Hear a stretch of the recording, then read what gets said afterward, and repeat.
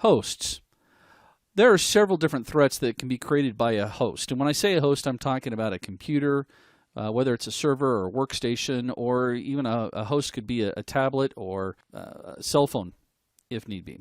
The first thing that it creates, or the type of threat that it creates for us, is what they refer to as a footprinting threat. And what we mean by this is that every computer or every system responds a specific way. And based off of that, well, we have a whole module coming up on footprinting, but to give you kind of a 10,000-foot view here, if I throw a specific command and a Windows box responds one way versus a Linux box responds another way, I will be able to tell what system it is or what the target is so I can throw the appropriate attacks or see if there's any vulnerabilities there. Another type of threat that gets created by a host is ones that are based off physical security. Is the laptop locked down? My wife, when she worked for Blockbuster Video, she went to a convention where she was doing the presentation. She had her laptop in her purse, and she left it up on the stage. They all went to lunch. She came back. Somebody had stolen her purse and her laptop. I've also seen situations where people store servers out in the open next to Billy Bob in the other room. Or I've actually seen one in a closet, which was kind of interesting. Another type of threat that we might experience are password threats.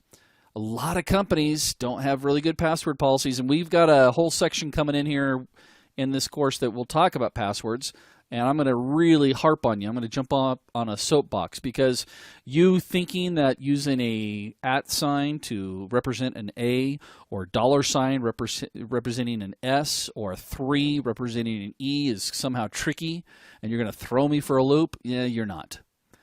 When it comes to passwords, it's always in the length of the passwords. Special characters do help, but you just got to make sure that they don't follow a standard like the $ representing an S. But we'll talk about this more later. Just know that this is one of the threats that can be created on a host.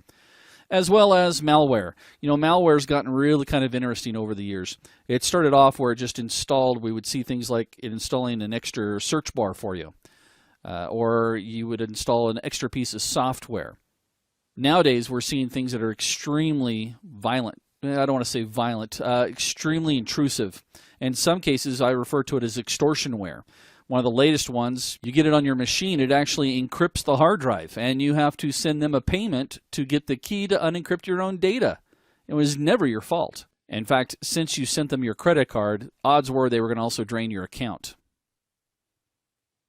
Another type of threats that we experience on host machines include denial of services. Now, denial of services, again, this could be one of those situations where it could be intentional or non-intentional.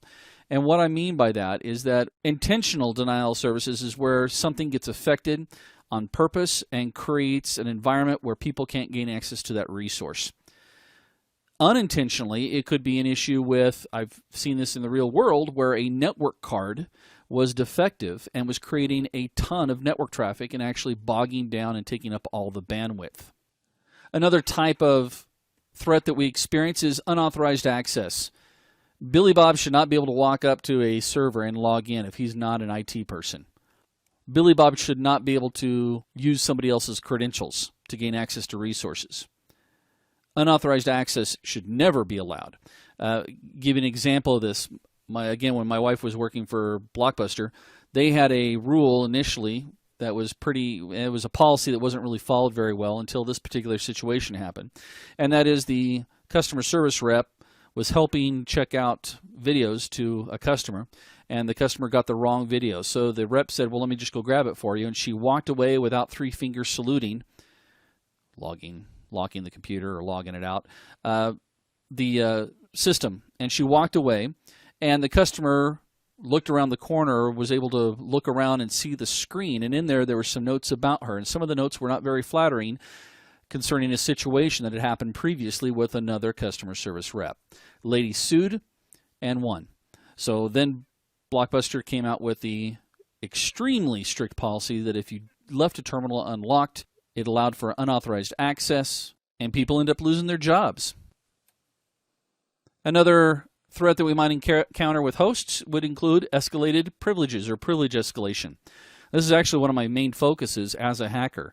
If I can get in with Billy Bob's account, I'm either going to do one of a couple of things. I'm either going to take Billy Bob's account and escalate his privileges And if I can accomplish that, then Billy Bob's going to get blamed for everything. Or I might try to create an account and escalate those privileges. I'm never going to create an account named after my name. I'm going to create an account. I'm going to actually kind of hide it and then try to escalate it up so that it can do the attacking for me. And that gets me to backdoors. Now, backdoors are typically created by malware or Trojans, giving us the attacker a way to get back into the system a lot easier than what it required when he got into the system at the beginning. We want to make it very, very easy for us to get back in.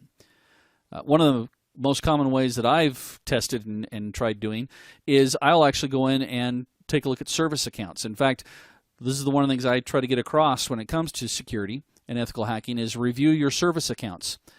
Obviously, if I go in as an attacker and say I'm going to create an account called Zeus and give it administrative rights, and you're the IT guy and you look at it and you go, what's this Zeus thing? That sticks out really, really obviously.